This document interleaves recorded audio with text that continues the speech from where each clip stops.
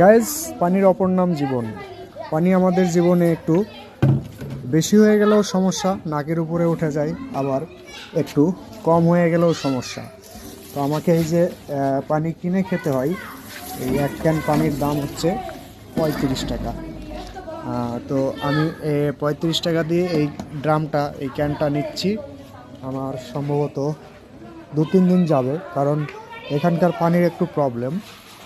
আম্মা, তো আমি এই যে 35 টাকা অনলাইন পে করে দেবো। এই যে এখানে স্ক্যানার আছে, তো এখানে আমি 35 টাকা স্ক্যানার করব। আম্মা, ভালো আছো? তো এই আম্মার দোকান থেকে আমি এই যে সবজি মার্কেট করি, সবজি বাজার করি, আবার মাঝে মাঝে পানি নেই। তো আমার পানি শেষ হয়ে গেলে এখান থেকে পানি নিয়ে যাই। হ্যাঁ, এখানকার পানির একটু প্রবলেম, কারণ এখান থেকে পানি নিচে থেকে যেটা উত্তোলন করা হয় সেটা আর কি একটু পাথর টাইপের, এই জন্যে পানি কিনে খাওয়া লাগে, পানি কিনে পান করা লাগে। ঠিক আছে আম্মা? পয়সা নাই, পয়সা নাই।